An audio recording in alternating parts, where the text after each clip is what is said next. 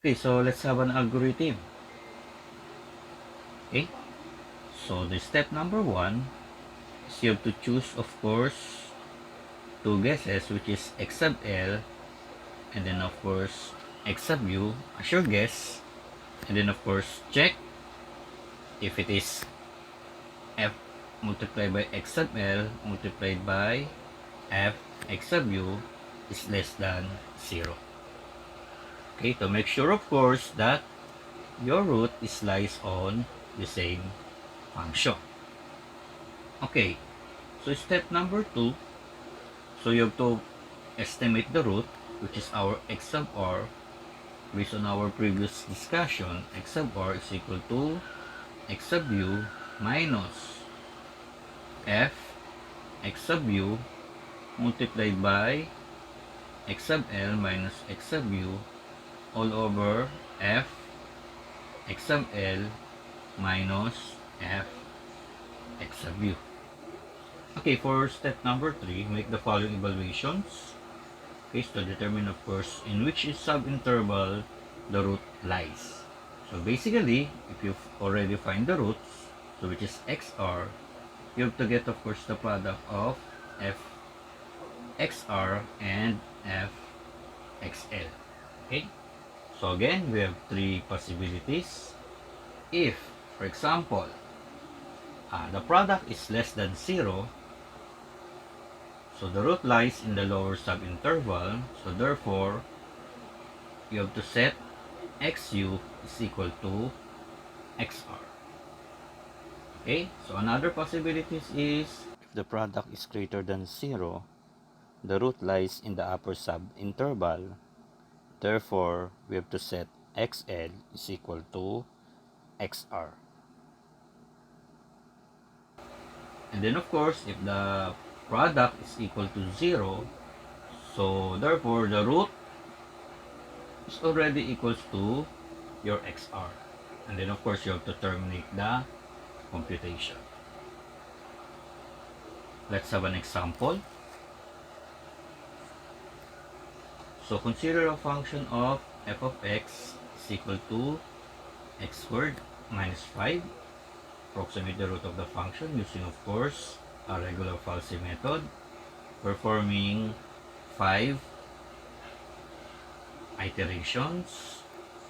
So which our initial guess is 2 and 3. And then of course, plot the result in the given table. Okay. So let's have our first iteration. So for first iteration, so we have a given of x sub l is equal to 2, and then of course x sub u is equal to 3.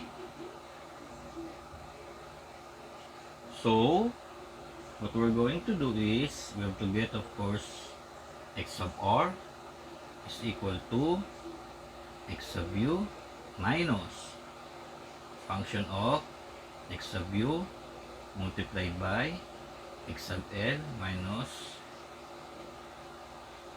x sub u all over f x sub l minus f x sub u. Okay, let's try to solve first. X sub l is equal to 2, so therefore f x sub l is equal to x squared minus 5, so we have 2 squared minus 5 is equal to negative 1. Okay, how about for the x of u? So the function of xu is equal to xu is equal to 3, so therefore 3 squared minus 5, 3 squared is 9, minus 5 is equal to 4. So as you can see, if you try to multiply fxl and then of course fxu, is less than 0. So it satisfies, of course, our first step. Okay, so getting, of course, the value of xr, so direct substitution. So xu is 3 minus fx of u is 4 multiplied by xl minus xu which is 2 minus 3 is equal to negative 1 all over the function of xl, which is negative 1 minus fx of u is equal to 4. So this one is equal to negative 1 minus 4. Okay. So let's continue. So we have 3 minus 4 multiplied by negative 1 is negative 4 all over negative 1 minus 4 is negative 1 minus 4 is negative 5. It's now equal to, so 4 over 5, so we have 3 minus 4 over 5. So what is 3 minus 4 over 5? Basically 3 minus 0.8, or this one is equal to 2.2.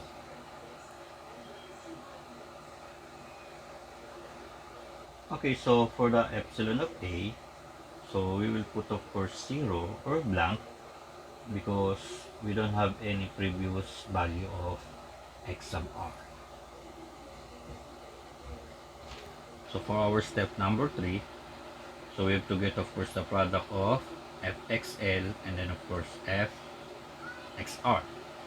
Okay, so we all know that we have already the value of fxl, which is negative 1. So we only need fxr. So what is our xr? 2.2. So therefore we have x squared, 2.2 squared, minus 5 is equal to, so 2.2 quantity squared minus 5 is equal to negative 0.16. Okay, so if we have, for example, fxl is equal to negative 1, and then of course fxr is negative 0.16, so if you multiply that one, it will become positive. So if it is positive, again, positive is greater than 0, so what we're going to do is we have to set xl is equal to xr. Okay, so for our second iteration, so the new value of xl is equal to 2.2, and then of course xu is still 3. So we have to get of course the function of xl. What is fxl? fxl is 2.2 quantity squared minus 5 is equal to negative 0.16. And then of course fxu is equal to 3 quantity squared minus 5, which is 9 minus 5 is equal to 4. Okay, again, for our second step, we have to find the roots, or x sub r. So xr is equal to xu. What is our xu? Which is 3 minus fxu, which is 4, multiplied by xl, which is 2.2, minus xu, which is 3, all over fxl, which is negative 0.16, minus fxu is equal to 4. So this one is equal to what? So we have 4, using your calculator, 4 multiplied by 2.2 minus 3 all over negative 0.16 minus 4. Okay, and then 3 minus that answer. So xr now is equal to 2.230769.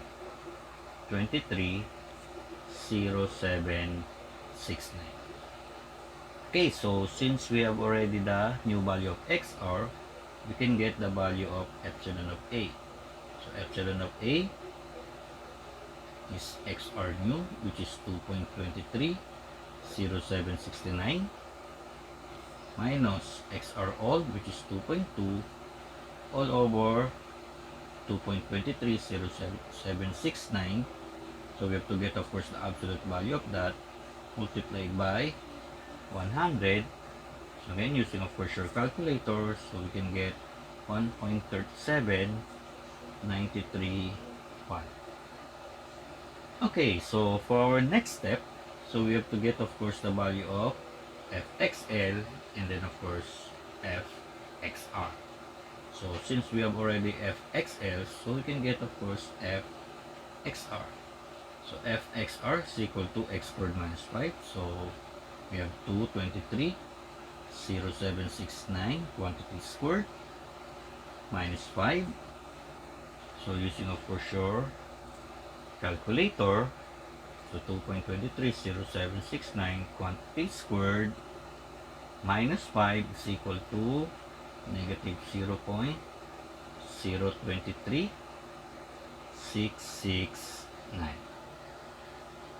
Okay?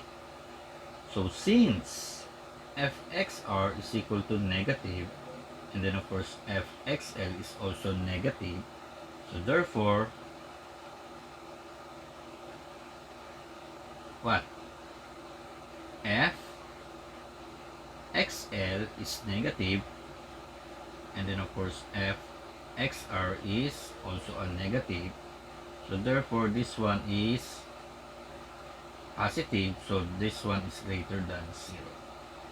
So again, if it is greater than 0, so we have to set of course xl is equal to xr.